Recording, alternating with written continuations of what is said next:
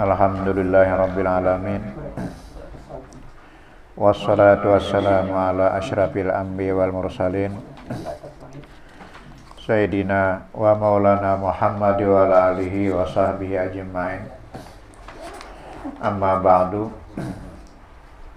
Qalu subhanaka la ilma lana illa ma 'allamtana innaka antal alimul hakim. La haula wa la quwata illa billahil aliyil azim. Para jamaah yang berbahagia, malam ini kita membuka pelajaran baru, yaitu dengan judul kitab Amal Ma'rifat.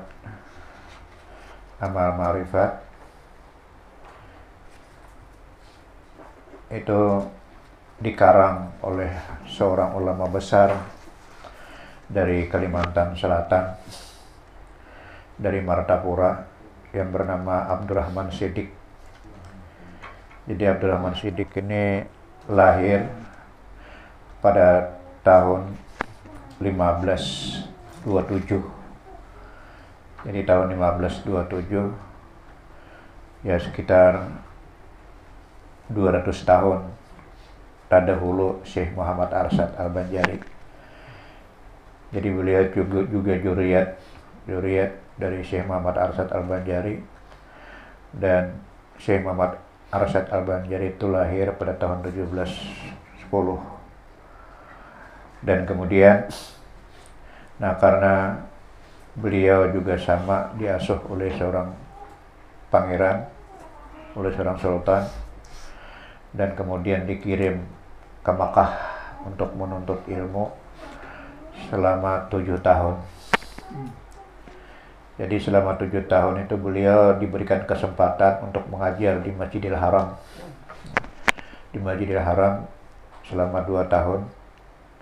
Dan kemudian pulang ke Indonesia. Beliau di Malaysia ingin dijadikan mufti oleh negara Malaysia. Beliau menolak. Mufti itu artinya seorang qadhi, seorang hakim. Dan kemudian di Brunei juga beliau ingin dijadikan seorang mufti karena ilmu beliau yang mumpuni. Akhirnya beliau merantau ke daerah Sumatera Barat, daerah Riau, yang dimana di situ ada kampung bernama Kampung Sapat. Jadi menatap beliau di Kampung Sapat, di Tungkal. Nah, di Tungkal, di Tunggulirang, di mana di Jambi lah, di Jambi, di Indragiri. Di situ sidin beliau menatap dan wafat di sana. Jadi sewaktu-waktu beliau pulang ke Martapura, dan sewaktu-waktu beliau juga berangkat ke Aceh, ke Aceh, ke Jambi. Nah, sekarang kita baca karangan beliau, karya beliau. Bismillahirrahmanirrahim. Alhamdulillahirabbil alamin. Wassalatu wassalamu ala asyrafil anbiya wal mursalin Sayyidina wa maulana Muhammad wa ala alihi wa sahbihi ajma'in. Amma ba'du. Adapun kemudian daripada itu, maka berkata hamba yang dhaif, itu hamba yang lemah, lagi yang amat hina, yaitu Abdurrahman As-Siddiq bin Muhammad Afif. Abdurrahman Siddiq bin Muhammad Afif Banjari. Ghafarallahu wali walidayhi wali masyayikhi wali jami'il muslimin Rabbahul Albari. Manakala hamba bersangatan puas dan jemu. Jadi bersangatan puas dan jemu melihat dan mendengar di dalam berpuluh-puluh tahun keadaan ghalib manusia, kebanyakan manusia di tanah Jawa. Di tanah Jawa kita ini masing-masing menuntut ilmu penghabisan. Jadi ilmu penghabisan, ilmu pelantakan. dan ilmu kesempurnaan diri. Nah, beliau melihat keadaan suasana demikian, lalu jemu, puas, ingin merubah keadaan. Dan ilmu perpegangan ketika sakaratul maut yang sehabis-habis tinggi. Nah, di sini menimbulkan orang sombong, menimbulkan orang angkuh, karena menganggap ilmu yang lain itu kulit saja. Ilmu yang lain, ilmu syariat, ilmu tarekat, itu dianggap kada sampai, belum sampai ke puncak, hanya kulit. Lalu orang yang sudah mengenal ilmu yang tinggi di sini timbul meremehkan orang lain. Nah, disitulah Abdurrahman Shiddiq terpanggil merasa bertanggung jawab atas keselamatan umat. Manakala ditakdir oleh ulama yang hak ahlus sunnah wal jamaah,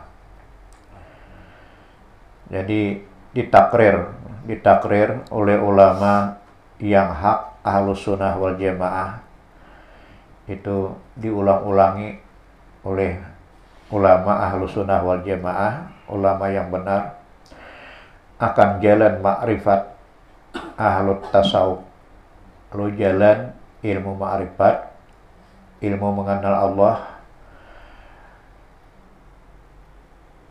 menurut ahlut tasawuf yang sebenarnya, yang berasal daripada Al-Quran dan hadis serta ijma ulama. Maka tiba-tiba jadi ringan kepada mereka itu. Setengah mereka itu berkata, belum lagi sampai kepada ilmu yang sebenarnya.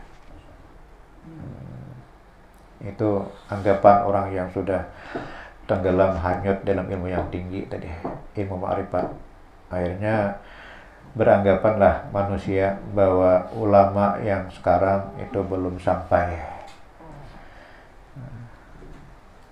Timbul meremehkan lah. Masih kulit, dianggapnya kulit, syariat itu kulit, tarekat itu kulit, belum isinya. Dan setengah mereka itu mendakwa ulama menyembunyikan ilmu sebenarnya. Lalu kenapa ulama itu kada sampai kepada ilmu yang sebenarnya? Dianggap menyembunyikan ilmu. Nah, padahal ulama itu sangat tahu di kedudukan muridnya. Jadi sangat tahu di kedudukan muridnya. Murid ini kalau dipelajari ini mampukah, kadakah? Adakah dasarnya? Apakah tidak ada? Lalu dianggapnya menyembunyikan ilmu. Karena ulama itu tahu bahwa murid itu belum sampai, belum mampu lagi. Dan yang diajarkan ulama itu emas muda, bukan emas purada. Jadi itulah anggapan orang-orang yang belajar hakikat, belajar ma'rifat.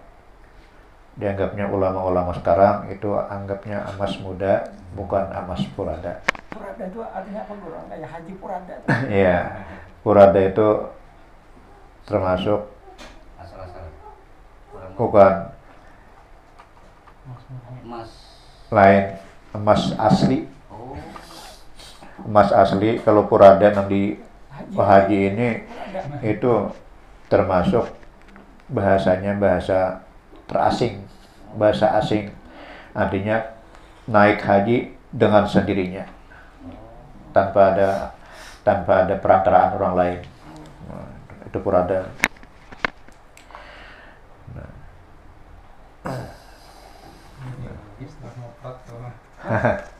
Iya, oprat dengan sendirinya.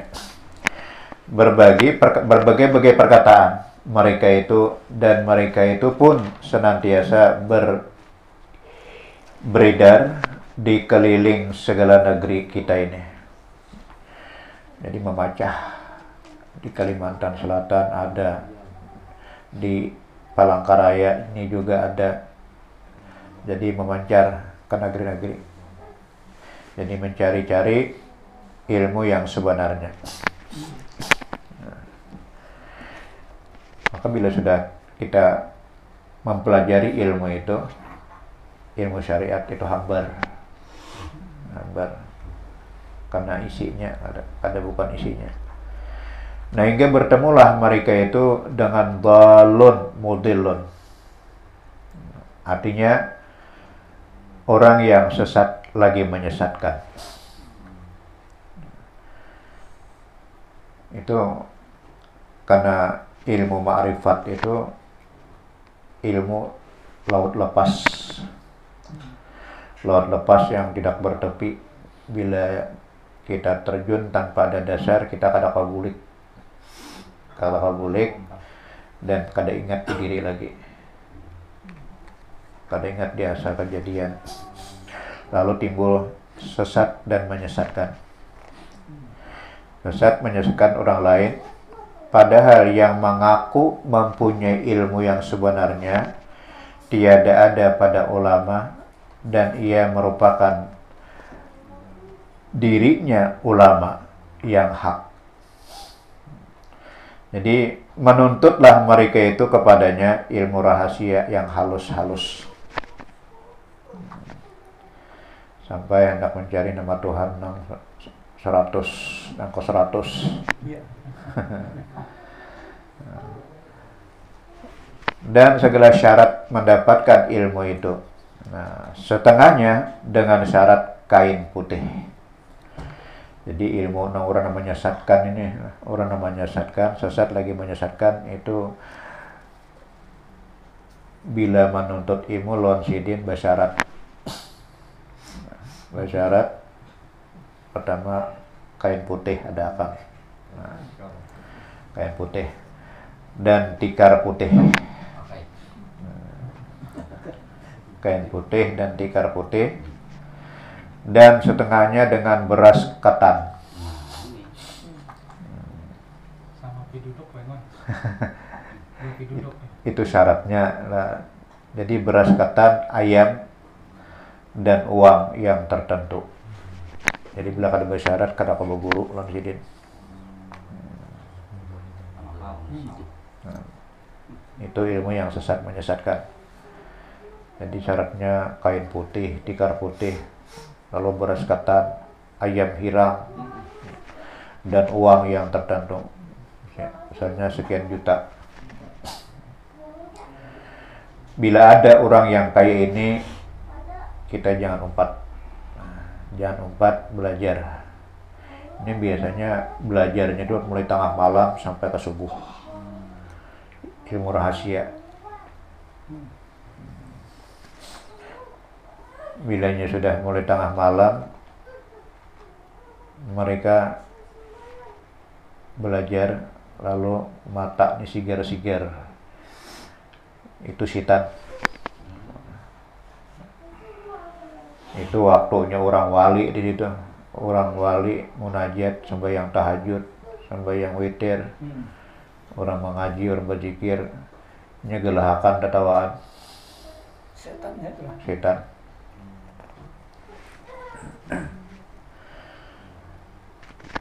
Dan barang sebagainya. Maka diajarkannya oleh guru-guru palsu. Jadi guru kada belajar, guru palsu. Guru-guru palsu itu akan ilmunya yang tiada muwafaqah.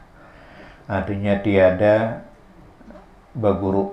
Muwafaqah itu berguru kepada guru yang mursyid. Mengajar segala guru palsu itu setengahnya Allah Ta'ala ada di dalam dirinya kita. Bila sudah sampai terbuka bahwa Allah ada di diri kita, itu sudah mulai sesat.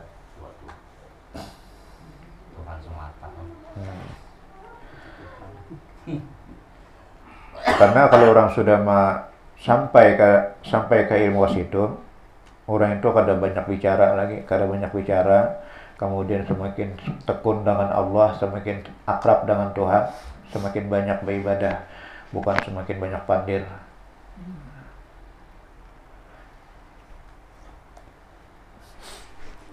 Dan setengahnya dengan 1-2 kalimat saja, seperti ta, qat, wallah, yang apabila mendengar bingkarungan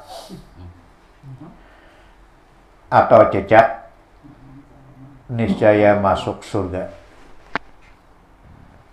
Dan apabila hampir sakaratul maut, datang kepadanya malaikat yang 4 dan Nabi Muhammad dan Allah Ta'ala, dan ada nur yang terdiri tegak ke langit yang diperpegangi, dan setengahnya apabila memakai akan ilmunya sampai martabat tawasuk, artinya keluasan ilmu lah, tawasuk, dan kelapangan sembahyang jadi tidak sembahyang jadi. Ya itu betamat sembahyang kada mau urus. Jadi orang sembahyang itu karena dianggapnya belum sampai. Jadi sembahyang jadi, tidak sembahyang pun juga jadi. Tawasuk, ilmu tawasuk. Dan tidak wajib menuntut ilmu agama yang lainnya daripada amar, perintah, menuntut perintah, dan nahi, menuntut larangan. Sedangkan kita orang yang bersyariat itu menjalankan perintah dan menjauhi larangan. Lalu ini kada perlu, ini kada penting. Perintah ini kada penting, larangan itu juga kada penting, karena dia menganggap dianya Tuhan sudah. Jadi buat apa ke Madinah, buat apa naik haji kalau nabinya di diri kita seorang. Nah, jadi apakah pantas dia berbicara demikian sementara dia masih mau makan, mau tidur, mau berusaha? Kalau dia makan, dia pasti memakan dengan dunia. Jadi kalau masih memakan dunia saja, kita terdinding dari ma'rifat.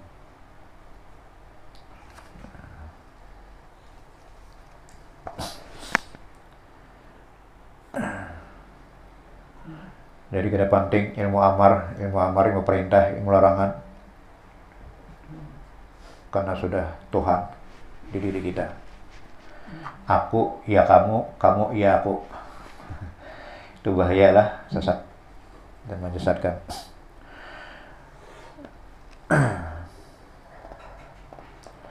Dan jikalau mau sembahyang pun tiada wajib qasad, ta'rid, ta'yin. Jadi sembahyang itu di waktu di mana kita hendak, di situ sembahyang. Kada perlu qasad, kada perlu ta'rid, kada perlu ta'yin.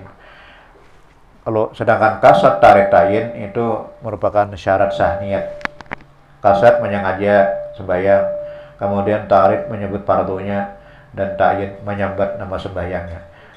Jadi orang yang belajar syariat itu kada mau ditinggal nang qasad, ta'rid, ta'yin. Nya kada perlu itu bila langsung ingat apa iling ya sudah sembahyang. Jadi kada perlu bersyarat, kada perlu rukun, kada perlu bersunat. Ya.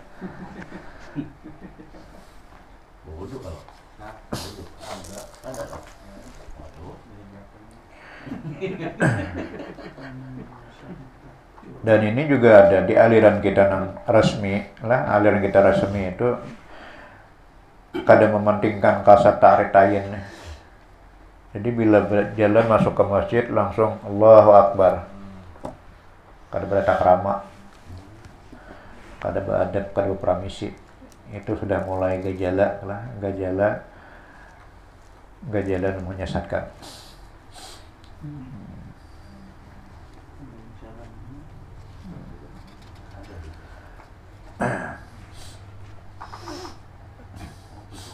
Hanya musyahadah wujudullah.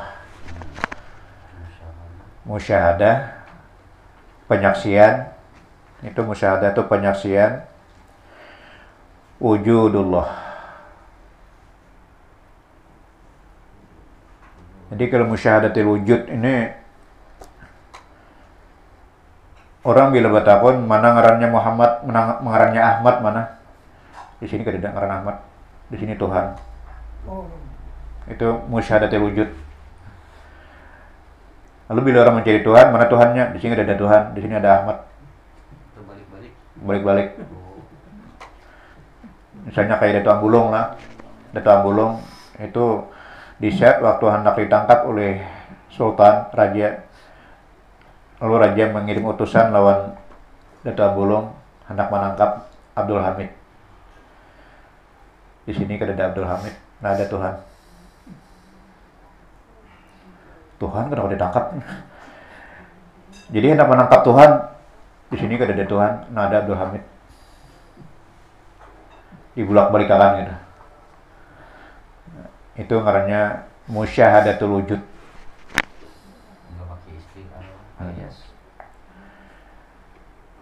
Jadi Ahlus Sunnah wal Jamaah itu,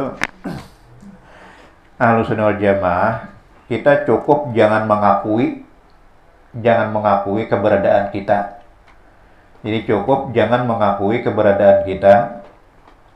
Kalau kita mengakui keberadaan kita berarti dua Tuhan. Cuma nah wajib ada kan Allah. Nah wajib ada cuma Allah. Nah wajib bersifat itu sifat Allah. Nah wajib berbuat perbuatan Allah. Jangan mengakui dalam hati bahwa itu adalah kita. Jadi kita ini diumpamakan bagaikan pohon kayu yang tumbuh di pinggir sungai, itu kan, pohon kayu yang tumbuh di pinggir sungai, dan kemudian bayang-bayang pohon kayu itu menyeberang ke sungai. Jadi di seberang sungai itu ada cuma bayang-bayang pohon kayu. Begitulah kita menganggap bahwa diri kita adalah majas. Diri kita adalah bayang-bayang dari pohon kayu. Jadi bayang-bayang pohon kayu tidak menghalangi perahu lewat. Jadi bila tak akui, hati kita tak akui batin kita bahwa diri kita ada. Diri kita ada bukan secara majas lah, bukan secara bayang-bayang, tetapi itu menghalangi perahu lewat. Jadi Ahlus Sunnah wal Jamaah itu kita jangan merasa ada, jangan mengakui kita yang berbuat, kita yang sujud, kita yang ruku. Semuanya itu adalah Allah, perbuatan Allah. Jadi kalau ada kita sabar menghadapi ujian. Jadi hakikatnya bukan kita yang sabar, tetapi mazhar asma Allah yang bernama As-Sabur. Ya, As-Sabur, yang sabar itu Allah, bukan kita. Jadi penampakan asma Allah di dalam diri kita bertajalli. Jadi bukan kita yang sabar, tapi Allah lah yang sabar. Itu pada hakikatnya. Ini Pak, kalau kepala nih Pak. Nah, Memahaminya tuh lah. memahami ini. Jadi namun syahadatil wujud itu mengakui, merasa diri, artinya di diri kita Allah. Jadi yang namanya Allah kada perlu sembahyang, kada perlu syariat, kada perlu kita nyebrang siratal mustaqim. Itu ngarannya musyahadatul wujud. Nah, kita di hati, cukup di hati, jangan mengakui, di luar bebas. Jadi di luar bebas kita mengakui itu rumah siapa, rumahku. Di dalam lanjut. Jadi di dalam lanjut, itu milik Allah. Itu bini siapa, biniku. Di dalam lanjut. Harta siapa, hartaku. Itu di luar zahir kita. Ucapan zahir kita kadang menghalangi perahu lewat. Asalkan hati jangan bertahan. Paham ya Allah? Masih berusaha. Nah, Bagaimana? ya. Jadi kalau bang ditanyai orang, itu harta siapa, mobil siapa, mobil Tuhan, bolehkah ambil? Jadi bila bergerak, bila hati itu pelit, berat, berarti munafik ucapan. Jadi kalau kita menyebutkan bahwa itu mobilku, kebetulan titipan Allah. Titipan Tuhan. Melatih kita. Melatih kita. Menguntungkan anak. Ya. Mulut zahir itu tidak mempengaruhi, tidak menghalangi perahu liwat. Jadi kalau sampai batin mengakui, tak halang perahu liwat. Nah, artinya bila kita akui, berarti pohon nang jagat. Pohon nang jagat kita halangi dengan pohon yang jagat yang tumbuh, disitulah perahu menghantam, perahu kita liwat. Kalau di perahu bayang-bayang kayu, perahu nyaman lewat. Nah, seperti Nabi Ibrahim waktu ditanyai malaikat, ujar malaikat Ibrahim bertanya, itu nang harta nang banyak melimpah ruah itu harta siapa? Harta Allah, kebetulan ada pada tanganku. Nah, dibaliknya. Jadi harta Allah kebetulan ada pada tanganku. Lalu malaikat ini kan takjub. Ini benar-benar halilullah.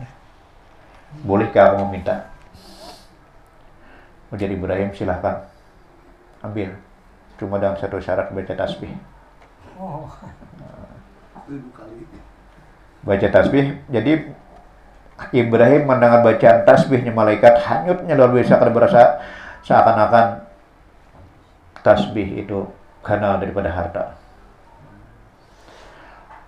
Lalu diambil malaikat separuh harta Ibrahim. Uji Ibrahim lagi bertasbih lagi malaikat yang kedua kalinya, habis harta Ibrahim. Lalu malaikat ini kan menguji, mentis, lalu malaikat buka kedok. Ujian malaikat, wahai Ibrahim, wahai Rasulullah, semestinya kau kada bernafsu di harta nih. Kada bernafsu, kada hendak, aku malaikat. Lalu karena ini Rasul berpangkat Khalil, ujar Ibrahim, datuknya malaikat kah? Pantang Rasul mencabut perkataannya. Lalu bertandar, ujar Ibrahim, bagaikan aja, ujar malaikat kada. Akhirnya bertandar sampai terluncat dari mulutnya Ibrahim. Jangankan harta, bagal, unta, sapi, emas, anak pun kalau ada kupersembahkan buat Allah. Pancing ke situ ya. Ya. Nah, akhirnya Ibrahim terjebak kelelawasan. Akhirnya perintah Allah menyembelih Ibrahim kada barat. Oh, itu yang sejarahnya. Itu sejarahnya tuh. Ibrahim terloncat, mulut Ibrahim artinya kada sayang siapa-siapa, hanya cinta kepada Allah. Lalu ya bunaya ini ara fil manam anni azbahuka fanzur kaifa tara. Ini nanti ditunggu malaikat nih. Nah ucapan Ibrahim ini nih. Ya bunaya nak, aku sayang benar ikan ini nih. Aku cinta benar ikan karena umur Ismail pada waktu 8 tahun muntuk-muntukannya. Sayang-sayangnya, manja-manjanya. Nah, aku malam tadi bermimpi bahwasanya Allah nakai menyuruh Abah menyembelih ikam bersurat malaikat. Artinya tak ucap Ibrahim nih nang perang antara kasih sayang lawan iman. Akhirnya menang iman. Gemuruh tasbih malaikat. Lalu lebih keras lagi gemuruhnya malaikat setelah mendengar jawaban Ismail. Ya abatif matuk maru satajiduni insyaallah minas sabirin. Bah, kalau memang itu perintah Allah, ayo laksanakan.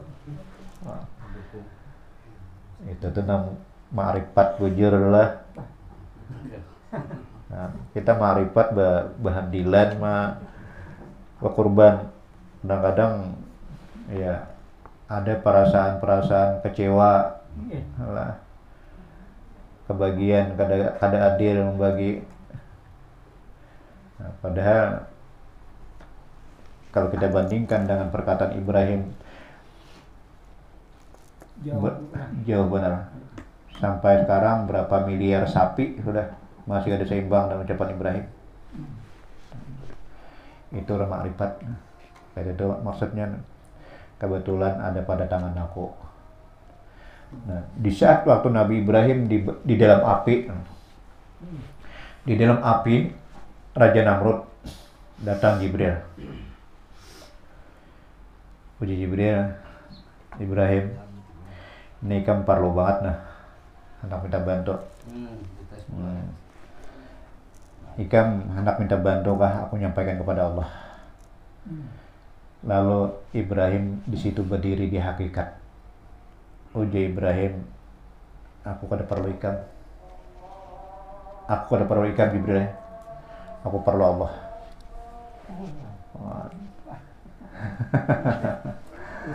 Nah itu namanya orang makrifat lah. Kalau perlu pemadam lah. Jadi semakin kita kenal dengan Allah, semakin gancang kita beribadah. Semakin gancang kita beribadah, semakin mendekati diri kepada Allah. Dimanapun ada lubang untuk mendekatkan diri kepada Allah, hati kita cepat menyesahi. Nah itu orang marifat. Jadi bukan artinya marifat akan besar bayangan lagi itu.